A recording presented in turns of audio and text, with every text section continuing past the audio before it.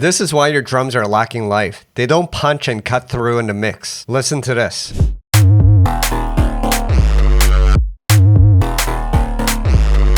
The kick is buried in the mix and the snare is lifeless and robotic. Now listen to this.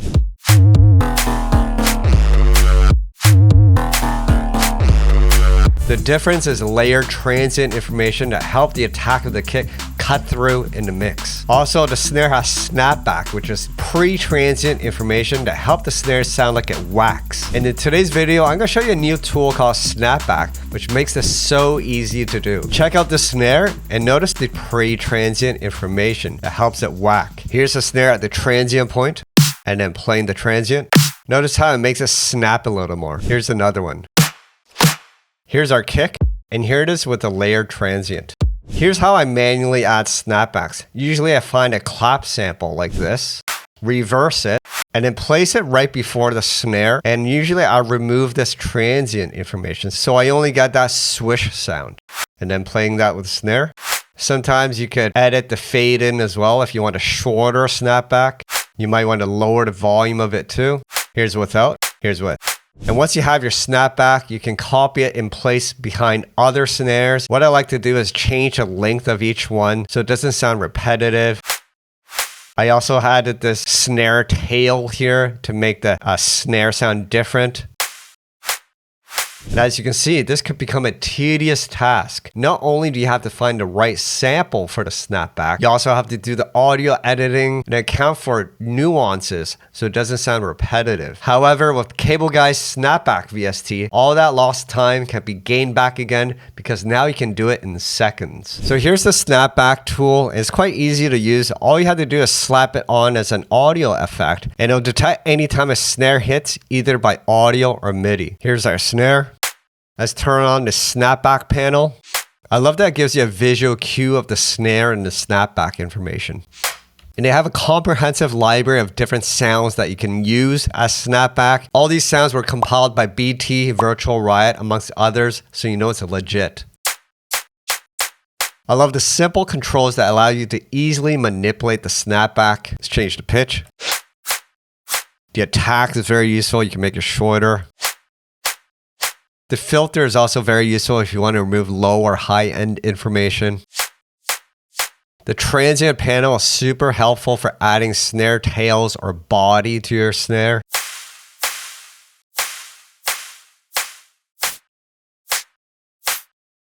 Easily allows you to design new snare sounds by layering different tail information. When you have a thumpy kick with mostly low end information, it's helpful to add a transient to help it cut through in the mix. Here's our kick. Let's turn on the transient.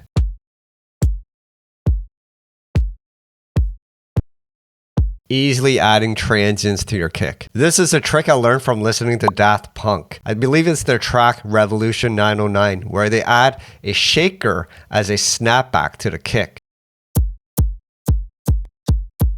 It almost makes the kick sound like it smacks. Also, it's super helpful in making your synth and bass stabs more percussive. Here's my Knock Home Rave preset from my Gnarly Volume 2 preset pack. Let's use snapback to add transient to that bass stab. Before, experiment with different transients. Makes that bass stab more percussive. Now, as I mentioned earlier, it's important to add nuances to your transient and snapback information so it doesn't sound so robotic. After all, this is about adding life to your drums. So to achieve this, I'm using the envelopes to modulate different parameters in snapback. So for example, I have the parameter for the snare tail decay here. So the decay is set much lower for the first snare, and then for the second snare, we have a longer decay. And I'm also modulating the attack and the pitch of the snapback.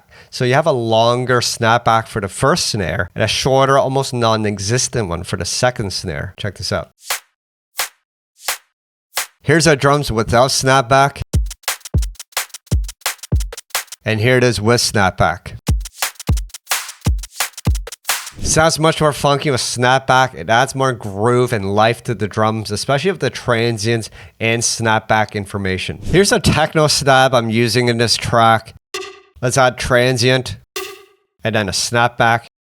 Let's listen to it in the context of the track. Before, I would spend so much time to create this snapback information. I would have to record some reverb from the stab and then reverse it. It was super tedious. But here we have that snapback with the stab. It sounds much more better. Listen to the stab without snapback.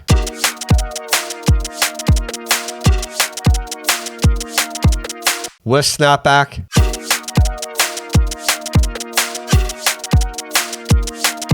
I love how it makes it swish into that stab sound. So that's pretty much, and here's some other sounds I layered over this beat. I start off with this wobble bass. Then as a call and response, I go into that knock bass from Gnarly Volume 2. And then using Gnarly Volume 2 once again with the deep and deadly sub bass with some distortion with the help of thermal.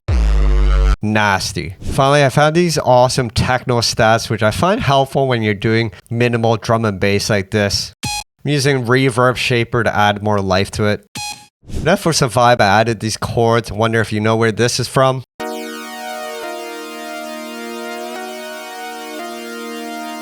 Alright, now that you have all the sounds, let's check out the track that I have in full.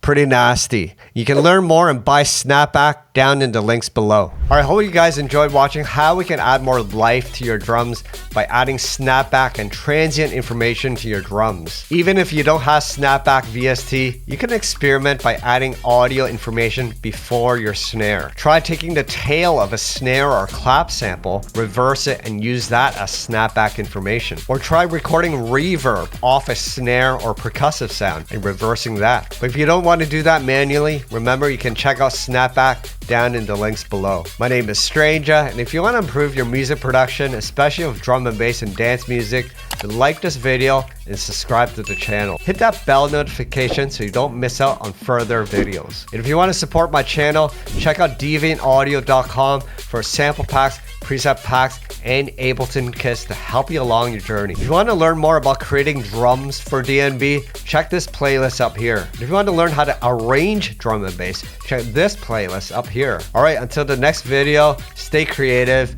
and peace out.